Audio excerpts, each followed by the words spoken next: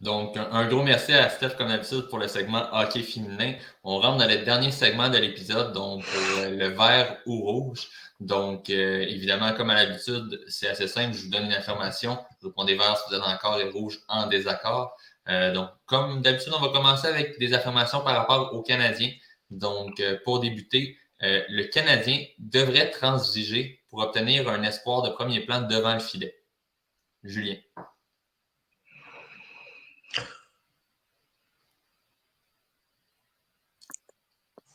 Rouge. Marc-Antoine. Vert, mais qui? Je pense pas qu'il y en ait. Et s'il y en a, ça dépend qui. On va donner un exemple, là, juste mettons là, un choix de première ronde, Cole Caulfield contre Askarov, genre. Ben, Askarov, Ouais, tout volontiers, dépendant mais Non, pas sûr mais qu'ils veulent, là, tu sais. comme dans le sens qui coûterait vraiment cher, c'est C'est sûr. sûr, ouais. Puis, tu sais, un gardien, je dirais, c'est tellement dur à évaluer. Là. C'est de la C'est ça, ce qu'on peut voir dans la Ligue américaine présentement. Il y a Dostal, Lucas Dostal avec qui est dans la Ligue américaine. Il y a Dustin Wolf. Non, c'est ça. Il y a Devon Levi. Il y en a plusieurs. Évidemment, il faut que les équipes veuillent les changer. Mais l'affirmation, c'est est-ce que le Canadien devrait aller en chercher? Ben, moi, j'ai l'impression. Excuse, c'est à moi. Vas-y. OK, en tout cas, juste, j'ai l'impression aussi que notre reconstruction, moi, je pense qu'elle est loin d'être terminée. Et je suis persuadé un peu, ben, je me croise les doigts, je trouve qu'on n'a pas repêché assez de gardiens et trop tard aussi. Donc, si on essaie un petit peu plus haut, de dire quand il y a vraiment une belle opportunité, là, cette année là, qui s'en vient, il y en a plein. Il y a Ratzlaff, il y a Augustine, il y a Rabal.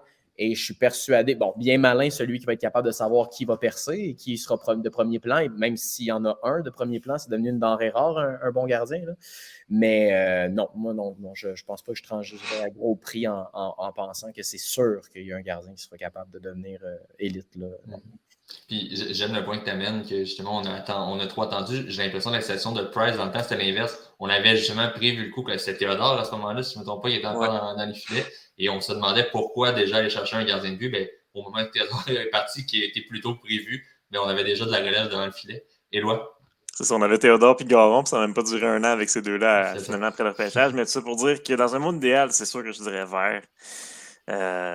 Je suis pas sûr que j'ai confiance à ce qui est dans le pipeline. Je veux pas être méchant, mais je pense pas que c'est la solution à long terme. Ça prend un gardien à un moment donné. Puis, donc, s'il y a une bonne opportunité qui est là, oui, c'est vert. Mais sinon, ça va passer par le repêchage, comme Marc-Antoine l'a dit. Là.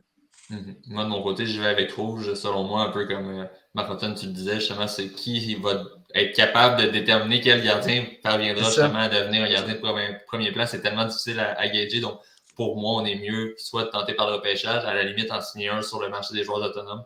Donc, il va falloir être patient de ce côté-là. Ça, bonne chance à signer un goaler gardien autonome qui veut venir être gardien de but à Montréal. Aussi. Ça arrive. Parce qu'on sait ce que c'est être gardien de but à Montréal, puis ils le savent tout. Prochaine affirmation. Même Carey Price s'est fait tuer. Là. Ouais. Là, c'est sûr, lui avait le contrat qui venait avec aussi, qui augmentait les attentes encore plus, mais tout de même, peu importe le gardien de premier plan, le gardien numéro 1 va être visé dès qu'on va avoir une séquence plus difficile. Prochaine affirmation. Lane Hudson est le meilleur espoir du Canadien qui ne joue pas dans la Ligue nationale de hockey. Éloi? Ah, vert. Vert, facilement. Son plafond est assez haut pour qu'on puisse dire ça. Ben, je dirais le meilleur espoir, peut-être pas le meilleur aujourd'hui de tous les espoirs qu'on a, mais dans 3 ans, je pense que... C'est le meilleur plafond, en fait. Le meilleur plafond. C'est ça, la nuance que tu apportes. Je vais dire vert, là, ouais. Julien? Le meilleur qui ne joue pas à national, qui est le plus proche de la nationale, ou le meilleur plafond? Le meilleur qui ne joue pas dans la Ligue nationale. Le meilleur espoir. Celui qui a le plus de chances de devenir ton meilleur joueur. Lane Hudson. Marc-Antoine? Je suis assez embêté, mais je pense que je vais dire Hudson. J'essaie de réfléchir.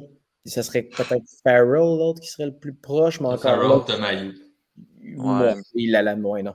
Oui, attends, oui, vert. J'y vais avec vert également, donc on est unanime. Prochaine information, la dernière sur les Canadiens. Les Canadiens échangeront 3 joueurs ou plus de leur formation actuelle à la date limite des transactions. Marc-Antoine? Moi, j'ai l'impression que si je suis DG et je regarde le club du Canadien, Il y a Edmondson qui me tenterait. Monahan, s'il n'avait pas été blessé, là, ça va dépendre de ce qui se passe. Je pense que c'est même 5 matchs. Avec l'historique de blessures, ça va être difficile. Puis je suis persuadé que Kent Hughes ne le laissera pas aller pour un 2 puis un 3. Là. Fait que ça se pourrait qu'on se retrouve à dire hey, finalement, on change notre fusil d'épaule, ça te tenterait-tu de devenir notre deuxième centre? Ou, je ne vois pas Anderson partir à moins d'une folie, mais après ça, est-ce qu'il manque de joueurs sur le marché? Est-ce que c'est une denrée rare, un gros ailier? Et ça serait de savoir aussi si on peut retenir du salaire. Fait que 3, non, je pense que probablement 2.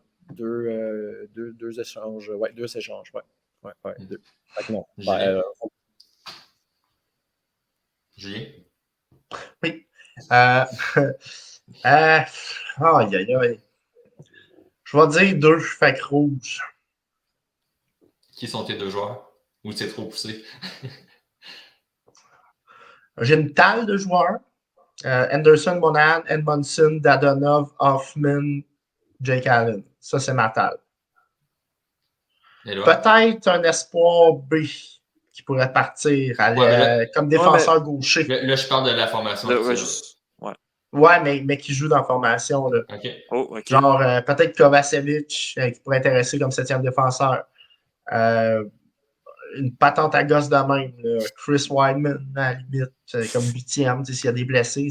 Ça dépend aussi des blessés qui s'accumulent d'ici là. Une équipe qui est prétendante peut être 2 top 4 là, tout d'un coup. Oups, fait que je vais dire 2 dans cette talle de 7-8 joueurs là, qui viennent de faire. Et là? Rouge, ils vont en échanger 2, Dadonov puis un défenseur.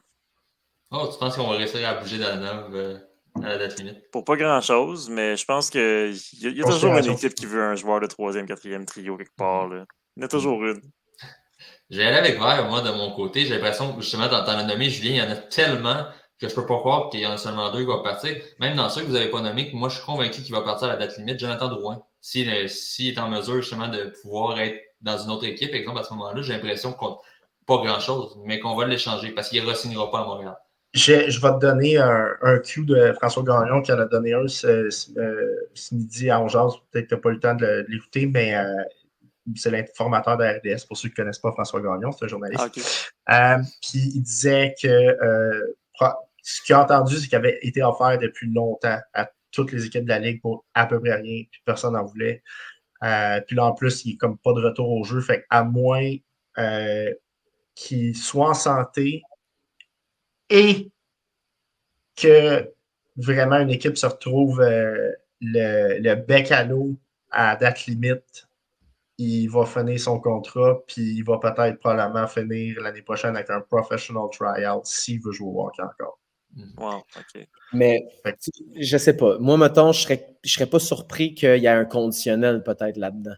Conditionnel à ce que Drouin joue 20 matchs. Tu peux patenter aujourd'hui, je trouve, avec les nouvelles réglementations. C'est quelque chose comme hey, on est prêt à te donner un 3. Moi, un 3 pour Drouin, de toute façon, il part gratos. Fait que tant qu'à faire, tu te dis peut-être avec un conditionnel à ce qu'il joue 15-20 matchs. Je serais pas surpris. Dadonov, ça pourrait être un peu le même principe. Des fois, tu es vraiment mal pris puis tu as besoin de quelqu'un qui joue sur ton 2e ou premier avantage numérique. C'était vraiment en grosse panne. Mais non, je pense que peut-être je changerais vers finalement. En tout cas, Ouais, mais c'est parce que Drouin, l'affaire, c'est, mettons, un conditionnel de 6e, mettons, 6e tour conditionnel. Est-ce qu'il va vraiment faire bouger toute il vient d'avoir un kid, toute sa famille, puis tout. Moi, mais pour une fin de saison, il ne bougera pas. Il va juste aller jouer avec l'équipe pour les 20 derniers matchs, il va être à l'hôtel, puis il va revenir après ça. C'est pas. Ouais, mais tu sais, je suis pas. Tu lui donnes une chance au Colorado avec une bonne équipe, avec son ami McKinnon, je pense pas qu'il dirait non. Fait que, c'est un exemple, là, mais j'ai l'impression qu'il pourrait bouger. Mais même sans Drouin, simplement en termes de joueurs possibles à bouger, il y en a tellement chez le Canadien. Mais pour ton 3, je partage ton avis, mais moi, je ne mets pas Drouin dans le lot du tout. Moi, il va finir à Montréal, puis ça va péter là. Ça sera à suivre justement durant notre émission spéciale de la date limite. Prochaine affirmation, on va revenir un peu sur le match des étoiles. La Ligue nationale de hockey devrait organiser un match de la relève pour mousser le jeune talent dans la Ligue comme le fait la NBA. Donc avec les joueurs, exemple, de moins de 23 ans. Julien? Rouge. Faut juste qu'ils changent faut tout qu'ils changent, mais pas ça. Ça serait pas une mauvaise idée. Mais là, avec vert, pourquoi pas? Marc-Antoine? Moi, je trouve que ça ne change rien, là, peu importe la formule. Tu sais, je pense que les joueurs ont plus ou moins le goût d'être là. Les codes d'écoute ne sont pas au rendez-vous. C'est pas comme si l'aréna est plein non plus. Je pense que, tu sais, il y a Surtout en 80. Floride. Ben, c'est ça, tu sais, je trouve ça fou, là, tu sais, je veux dire, c'est 82 matchs une saison, c'est beaucoup trop de matchs. Les gars ont besoin de se reposer, puis là, tu leur imposes, puis là, tu vois, tout le monde commence à se blesser en plus, là, tu sais, c'est quand même drôle, là. Il y a comme eu 6-7 joueurs qui se sont vraiment blessés, là, qui devraient se reposer, genre Tage Thompson, etc. Puis, tu sais, moi, je parie, dans une semaine, il est là, mais bon. Mais, ouais, écoute, moi... Ça fait ça à chaque année. Peu importe, il y a qui aille 23-62, tu pourrais ramener Maurice Richard, puis je pense qu'il n'y aurait pas plus de monde qui l'écouterait. Là. Mais bon, ouais, non, rouge. Moi, j'allais avec Val juste pour, tu sais, je repense à quand j'étais plus jeune puis que je faisais le match des étoiles, de voir toutes les jeunes vedettes ensemble plutôt que d'y aller avec des joueurs papier de tous les niveaux. Donc, d'avoir juste une partie, si on veut, jeunes vedettes, je pense que ça aurait pu être très intéressant. Puis c'est aussi ceux qui vendent le plus dans la Ligue. Donc, j'ai l'impression que pour la Ligue nationale, engendrer des revenus, ça pourrait peut-être être une autre façon que juste le match des étoiles standard également. Prochaine affirmation. Jack Hughes terminera dans la saison dans le top 5 des meilleurs marqueurs de la Ligue nationale de hockey. Il est présentement 7e avec 67 points, à 1 point de Thompson qui est 6e et à 4 points de Ketchuk qui est 5e. Et là. Bon, peut-être que oui, peut-être que non, finalement. Ça va dépendre d'un fois ou deux. OK, mais là, avec vert, whatever. Antoine? Moi, en début de saison, j'ai dit qu'il allait faire 100 points. Fait que si je me fie à ce que j'ai dit en début d'année, il faudrait que je sois cohérent. Fait que oui, vert. Moi, c'est un joueur que je suis comme... Il s'est blessé l'année passée, puis je suis persuadé qu'il aurait frôlé le 90, puis là, il va être à 100. Puis je serais même pas surpris qu'à un moment donné, il se ramasse à 120 points. Ouais, vert. Ouais. Julien?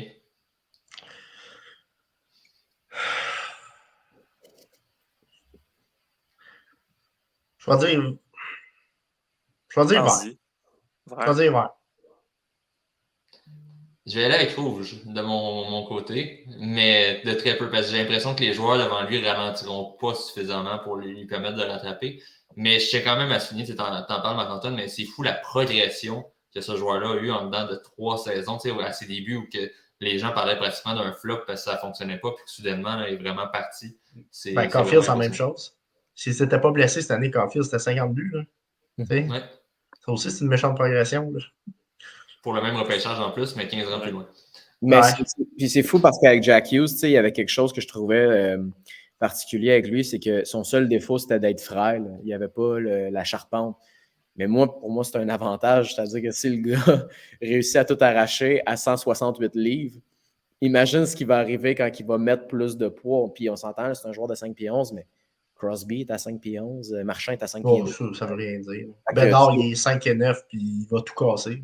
Oui, c'est ça. Fait que, pour moi, c'était même pas une question. Je me rappelle au repêchage de me dire c'est un des joueurs les plus créatifs que j'avais vu. C'est déjà arrivé, il rentre en zone, il n'aime pas ce qu'il voit avec le développement américain, il retourne dans zone neutre, il repart. Même que c'est le genre de joueur, je m'étais dit, il faut le protéger. Faites-lui jouer une année de plus. Son année de 19, faites-les jouer encore en Ligue américaine. Ça ne presse pas, au contraire. Vous allez peut-être donner une blessure majeure qui va faire en sorte qu'il ne dominera pas pendant 15 ans, 20 ans presque. Fait que moi, c'est vraiment tout un joueur de hockey. Je suis même surpris parce que moi, je m'attendais vraiment à voir un gars comme proche de Kane. Là. C'est même un peu paresseux, là, comme semblerait-il, comme comparaison. Mais c'est sa capacité à marquer des buts. Il frise le 50 là, si ça continue comme ça. Fait que c'est impressionnant quand même. Prochaine affirmation, on a parlé des Sabres tantôt. Les Sabres vont avoir le meilleur duo de centre de la division Atlantique dans 2 ans. Donc, si on regarde toutes les équipes, là, on a quand même pas mal de talent dans l'Atlantique présentement. Il y a des équipes qui vont peut-être gagner la loterie aussi d'ici là. Donc, et là, pour commencer. Moi, je vais aller avec vert. Honnêtement, je pense qu'ils sont en chemin. Puis cette équipe-là va être très, très, très dangereuse. Puis là, on vient de signer Cousins, on a Thompson. Peut-être que ça va mal vieillir ce que je dis là, mais je les vois comme étant supérieurs aux 2 premiers centres d'Ottawa. Je pense que Toronto va reculer d'un step d'ici 2 ans.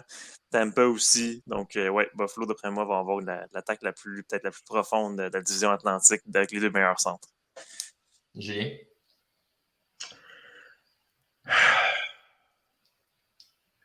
Tu vois, j'hésite entre 2 équipes. J'hésite entre eux et Floride parce qu'Anton Lundell, je suis convaincu qu'il va comme vraiment, là, ça va être du point par match, puis super fiable, tout. Mais je vais dire vers le point par match, mettons les deux combinés, à l'âge que Cousin puis Tage Thompson, il reste encore un bon 4 ans de très bon hockey. Là. Je vais dire vert. Marc-Antoine? Ça, c'est s'il n'y a pas d'échange. Là, parce qu'il y a aussi cette dimension. Il peut y avoir des échanges. Ouais. Il y a toujours des trucs comme ça que tu fais, check bien ça. Le meilleur centre, le deuxième centre, ça va être genre Noah Sloan pour être comme ça. On n'a pas vu ça venir. Oui, je pense que oui. Là, oui. Tu sais, je pense pas. Je regarde vite, là, tu sais, ce sera pas Boston, Lightning. Ouais, non, c'est sûr. Puis Panthère, moi, je suis moins peut-être Lundell, je ne sais pas encore. C'est pas un joueur que j'haïs, au contraire, je l'aime beaucoup. Mais je ne sais pas s'il y a ce que Cousins a. Ouais, non. C'est ça. Ouais, c'est ça. Mais Barkov, il est supérieur aux deux autres. T'sais, c'est pour ça que là, on parlait de duo, mais même à ça, je pense que Cousin et Thompson dans 2 ans, honnêtement, à l'Atlantique, je vois pas qui d'autre. Là. Puis j'allais dire, toi, tu le vois-tu, Lundell, comme mettons Cirelli, peut-être? Je pense qu'il est un petit peu supérieur. OK. Mais c'est un peu dans le même genre, là, mais il est un peu supérieur, un petit peu plus gros. Mais ouais, il est un peu dans le même genre. Super responsable défensivement, il est quand même du chien, il fait tous les petits détails. Mais ouais, Cherry est plus vieux, il est rendu à 25, je pense, 24-25. Lundell, il a encore 21 ou 22. Fait que, puis, tu sais, si je compare les points, il y a plus d'upside offensif, un peu peut-être. J'hésite également. Je vais y aller avec rouge pour faire différent. J'aime ça faire différent quand tout le monde est d'accord. Mais non, j'ai l'impression quand même, on parle déjà que le Lightning, j'ai l'impression qu'ils vont être en déclin, mais ça reste quand même, on a parlé des Bruins pendant 10 ans qu'ils étaient sur la fin de leur noyau, puis ils gagnent encore aujourd'hui. Fait que pour moi, ça va être le Lightning, il va être encore là dans les considérations pour la meilleure ligne de centre. Puis évidemment, avec Connor Bedard, s'en vient dans l'Atlantique aussi à la fin de la saison. Donc, on va avoir une très bonne ligne de centre à Montréal également. Prochaine affirmation, on va rester en Atlantique. Les Red Wings de Détroit doivent voir pour remplacer une partie de leur noyau actuel pour aspirer à la Coupe Stanley. Donc, le noyau, on s'entend, il y a Larkin, Bertuzzi à la limite, Raymond, Ronek, Seider. Donc, on doit changer une partie du noyau pour aspirer à la Coupe Stanley. Julien? Le noyau va changer tout seul, dans le sens où je suis pas convaincu que Larkin va. Moi, à mon avis, je pense que Larkin il serait déjà signé. T'sais, dans la situation qu'ils sont, ils ont du cap salarial, tout. Donc, moi, à mon avis, il l'aurait déjà tiré. Puis, dans le cas de Bertuzzi, c'est sûr qu'il ne revient pas, à mon avis. Donc, il y a déjà une partie du noyau qui s'en va.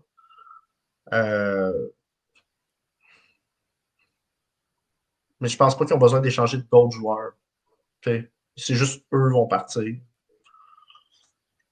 Fait que je vais dire rouge dans le fond, parce que je veux pas qu'ils échangent. Les autres que tu as nommés, eux, ils vont partir. Non, mais évidemment, c'est ça, je parle pas d'échanger tout le monde. Donc, en fait, ta réponse est vert, vu que le noyau va changer un peu dans tous les cas. Parce que je dis pas d'échanger tout le monde, je dis d'échanger une partie du noyau. OK. Ils vont le changer parce qu'ils sont obligés. Mais je pense pas que c'était nécessaire pour gagner la Coupe Stanley. Moi, je suis quand même confortable avec Larkin puis Bertuzzi. Là, c'est sûr, je connais pas à l'extérieur la patinoire comment ils sont. Je sais pas si Marc-Antoine, il y a des Q. Moi, ces deux-là, c'est pas deux joueurs que je connais. À l'extérieur, en tout cas. Mais pour les autres joueurs que tu as nommés, ils vont progresser. Puis je pense qu'ils peuvent faire partie de la solution là, pour gagner la Coupe. Et là? Oui, là, avec Vert, je pense que Bertuzzi, Larkin, c'est des bons joueurs, mais ils n'ont peut-être pas tout à fait ce qu'il faut pour être des joueurs de premier trio, d'impact. Fait que, ouais, je pense qu'il faut à tout le moins ajouter à ça. Je sais pas si ta question inclut nécessairement d'en enlever un, mais je pense qu'il faut ajouter à ce noyau-là avec encore d'autres jeunes. En défensive, c'est pas pire. Tu as Seider. Ronek, moi, j'aime bien aussi. Devant le filet, là, ça a été un petit peu tricky cette année, mais je pense qu'ils ont quand même un gardien d'avenir, là, mais avec Rousseau. Mais donc, c'est ça. C'est vraiment... il faut rajouter quelque chose à l'avant. Je ne sais pas si ça va être un choix encore assez élevé cette année pour faire ça, mais il faut ajouter à l'avant. Donc, moi, je vais dire faire. Quand même ajouter Cop et Perron cet été. Oui, en termes Copp, il y a de la de. misère depuis son opération, par exemple. Je vais aller vite avant toi, Marc-Antoine. Je vais aller avec Val aussi parce que mes arguments rejoignent un peu ce qu'Éloi dit. Moi, personnellement, je suis pas un fan du tout de la façon que l'équipe, si on veut, est construite. J'aime pas l'offensive de cette équipe-là. Oui, on a amené des bons vétérans pour le vestiaire, mais je trouve justement on manque un peu de talent pour aspirer justement aux grands honneurs. Donc, oui, probablement que Larkin, Bertuzzi vont partir par eux-mêmes, mais avec ces joueurs-là, j'aurais pas vu cette équipe-là se rendre plus loin. Cela dit, Raymond et Seider, c'est des joueurs justement d'avenir. Seider, c'est tout un défenseur et doit faire partie de la solution. Mais il manque encore, selon moi, plusieurs éléments pour que les Red Wings redeviennent une équipe dominante. Et justement, ça doit passer par le repêchage. Et le problème en ce moment, on est comme toujours un peu entre deux. Puis même le choix cette année va être un petit peu plus tardif. Ce ne sera pas un choix top 5, même top 7 à la limite. On va être fin top 10. Donc, à moins de gagner la loterie. Donc, je suis moins intéressé, si on veut, par la façon que l'équipe est bâtie. Donc, Marc-Antoine? Puis le noyau, est-ce que tu l'élargis à, mettons, Edvinson et, mettons... Tu peux l'élargir, oui, si tu as d'autres joueurs dans ton noyau également. J'allais dire, tu sais, je regarde ça, puis ils font un peu la méthode Montréal, c'est-à-dire, oui, tu sais, Kopp, j'ai l'impression que c'est un bon, il est bon dans les intangibles, j'ai l'impression que Perron aussi. Mais en même temps, je me dis, tu sais, est-ce que Marco Casper à 8, c'est ton premier centre? Est-ce que Larkin, c'est ton premier centre? Non. OK, fait que le premier centre est probablement à venir et même pas dans le pipeline en ce moment. Seider, ça, c'est élite, là, on s'entend. Fait que tant mieux, ils l'ont. Raymond aussi, mais ça reste un ailier qui n'est pas super gros non plus. Edvinson, moi, je trouve qu'il est super overrated. Là. Je l'ai regardé jouer avec AHL TV, puis je suis loin d'être tombé en bas de ma chaise. Là. Moi, je ne vois pas du tout la vedette ou le général à la défense. Là. Je le trouve assez nonchalant. Je le trouve pas super bien coordonné. Je vois pas d'upside offensif.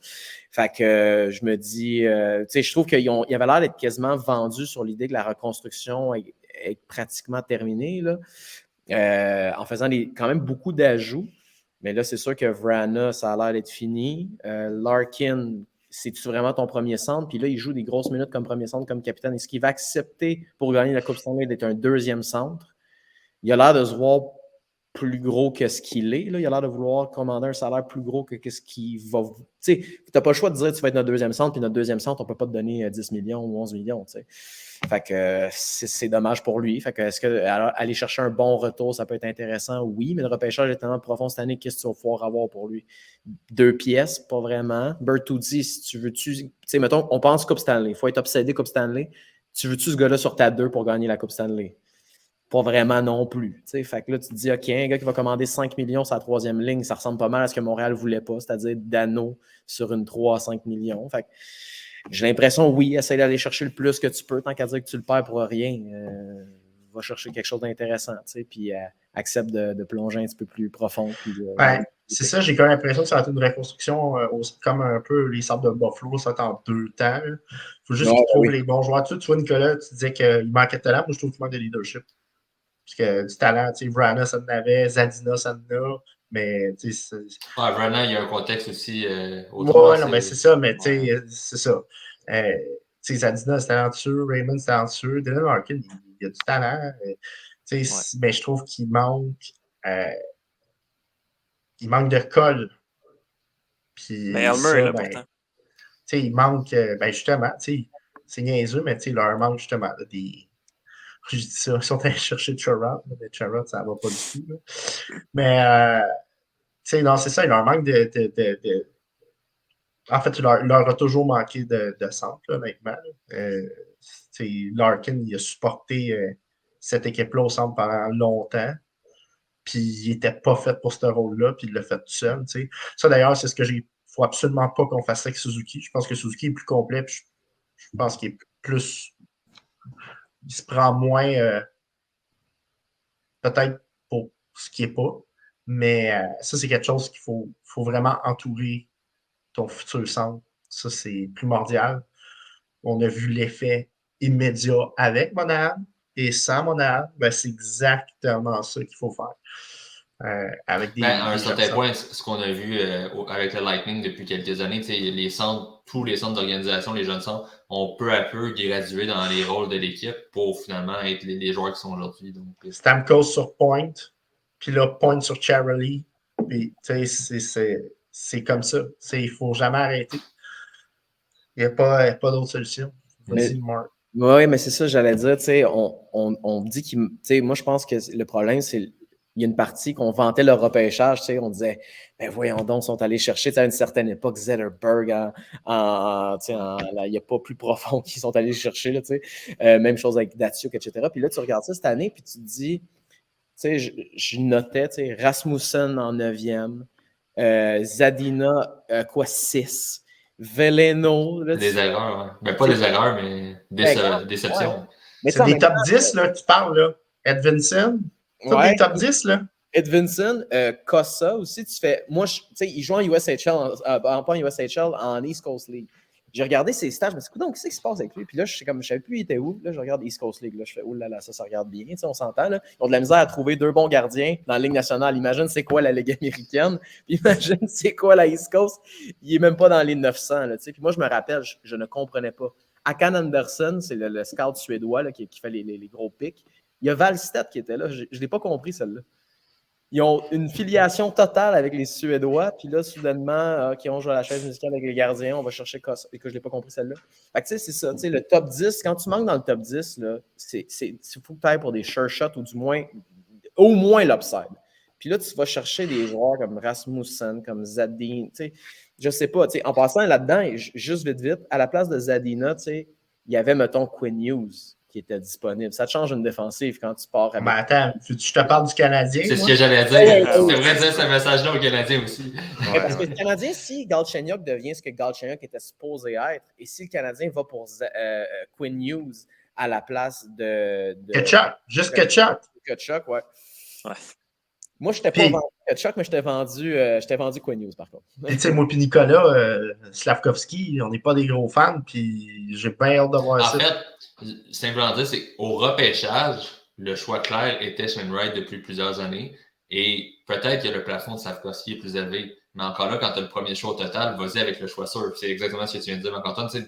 Vas-y avec la valeur sûre pour éviter justement d'avoir un flop avec un choix aussi élevé. Ça n'arrive pas tout le temps là, que tu as des choix aussi bien placés. Ouais. Mais premièrement, là, le son de cloche qu'on a eu, là, c'est que Nick Bobrov, moi, je suis zéro un fan de ce gars-là. Je suis dans ta même équipe, je ne comprends même pas que ce gars-là a encore une job dans la Ligue nationale. On chialait sur Timmins et je prends Timmins avant, c'est même pas une... moi aussi. 100 000 à l'heure. Puis on l'a vu dans le speech, là. Je sais pourquoi il a encore le job, parce qu'il est derrière, il est capable de bien parler, là. On a vu dans une petite vidéo de Montréal qui ont fait du repêchage, là. Mais honnêtement, il est capable de mettre des beaux mots puis tout, là. Moi, tout ce qu'il disait là, dans le clip, là, j'ai jamais vu ça au championnat du monde. Ben, ça fait il parlait du championnat du monde comme argument. Là. Premièrement, il faut se méfier des bonnes performances au championnat du monde, surtout des Européens qui sont sur des patinoires qui sont habitués de jouer. Ça, il faut se méfier. Puis, deuxièmement, tout ce qu'il racontait, son argumentaire de comment il avait joué au championnat du monde, moi, j'ai rien vu de ça, j'ai pas manqué un match de Slavkovski au championnat du monde. J'ai jamais vu ce qu'il a dit. Jamais. Je voyais un gars qui avait pas l'air de savoir où se mettre. Il y avait des attitudes, il était gros. Il faut quand même être patient malgré tout, tu sais, de voir ce que ça va donner. Là. Je ne suis pas prêt à dire non plus que ça va être un flop, mais c'est juste pour dire qu'au repêchage, je trouve toujours risqué d'y aller avec des choix comme ça qui sortent un peu de nulle part. Même chose, comme ça avait été le cas de Kotkaniemi, justement, qui était classé, si nous ne pas 13e à l'époque. On a décidé de le repêcher avec le 3e choix parce qu'on avait besoin d'un centre et qu'on voyait un centre en lui qui était plus jeune que la moyenne. Tout ça, mais ça reste quand même que quand tu as des choses si élevées, vas-y avec tes valeurs sûres. Ben, en même temps, c'est tellement relatif parce que si tu veux une Coupe Stanley, tu n'as pas le choix d'aller chercher. Tu sais, mettons, là, McCarr est disponible. Puis tu fais, c'est pas, peut-être que oui, peut-être que non. Tu n'as pas le choix, je pense, à un moment donné, si tu veux des coupes, d'aller chercher le circuit. Et la seule autre manière, c'est quand le clear cut, c'est parce qu'il y a tellement de talent premier. Tu sais, McKinnon, tu ne passes pas à côté de ça premier. Là. Tu ne peux pas, là. Tu ne peux pas passer à côté de Crosby, tu ne peux pas passer à côté de Ovechkin, tu ne peux pas passer à côté de Bedard, tu ne peux pas passer à côté de... Tu sais, cette année, moi, je pourrais faire le repêchage. Puis, ben oui, c'est Bedard. Je ne commencerai pas à chercher une mise à 14 heures, c'est clair. Mais là, où ça devient compliqué, c'est qu'est-ce qu'on fait quand vient... Tu sais, aussi, les pics, des fois, on fait comment ça se fait que le joueur a glissé? Parce que sur la liste, il n'y a plus rien d'intéressant. Tu sais, Carlson qui sort 15. Si tu veux Carlson, il faut que tu ailles le chercher parce que tu fais un pari. Le gars, il mesurait 5 pieds 11, 168 livres. Tu fais, qu'est-ce qu'on va faire avec ça? Tu sais? Ben, tu vas pour l'upside. Tu fais, ben oui, on va y aller. Parce que si c'est juste pour aller chercher des joueurs sûrs, à tous les repêchages, je suis capable de les trouver. Tu sais. Moi, je trouve que le plus sûr de le dernier repêchage, ça aurait été de prendre soit Wright ou Cutter Gauthier. Tu sais, le gars, tu fais, c'est sûr qu'il va avoir une chance dans la nationale. Il y a de la place pour ça sur une troisième ligne. Tu y vas avec le physique, tu y vas avec des aptitudes qui sont recyclables. Tu sais. Au pire des cas, c'est intéressant sur une troisième ligne, ce joueur-là. Tu sais. Vision de jeu. La vision de jeu, ça, c'est super important. Slavkovski, ça me tapait ses nerfs parce que je voyais du fantasme. Il va frapper fort. Mais on ne l'a pas vu frapper fort. Pourquoi il frapperait fort dans la nationale s'il ne frappe pas fort là? C'est ça, je te disais. Tous les arguments de qualité de Slavkovski qui étaient nommés au championnat, j'en ai vu aucun. Aucun. Je ne comprenais pas si on dirait qu'il fabulait sur quelque chose qui n'a jamais existé. C'est ça, moi, que je ne comprenais pas. Puis ce que je trouve décevant, c'est que, bon, Gorton, ça a l'air que c'est son homme de main, mais c'est que tout le monde s'est fait un peu endormir avec ça. Mais il a fait la même affaire aux Rangers. Regardez là, son repêchage aux Rangers. Là. Kravtsov 9. Tu me le donnes, je ne l'aurais pas pris à cette époque-là. Kravtsov 9, ça n'a aucun sens pour moi. Ben, écoute, même si c'est le joueur, il est gros, puis il patine, puis il a des mains. Ouais, mais ça vaut rien, ça, dans la Ligue nationale. Là. Puis c'est pas juste ça, tu remarqueras, hein? Ils ont bâti une équipe sur Fox. C'est un repêchage de Calgary 3e ronde. Ce n'est pas à eux. Zibanejad, c'est un échange. Ce n'est pas à eux. Ils n'ont pas fait ce pic-là. C'est 6e au total. Chesterkin, c'est en 4e ronde. C'est pas parce qu'ils ont vu du chef-d'œuvre là. S'ils avaient vu du chef-d'œuvre, ça, c'est 2e ronde. Première. Ensuite, après ça, tu regardes tout ça un après l'autre. C'est tous des joueurs que tu fais. Panarin et Trouba, c'est des signatures. Puis à l'inverse, tous ceux qui déçoivent, c'est lui qui les a repêchés. Ah ouais.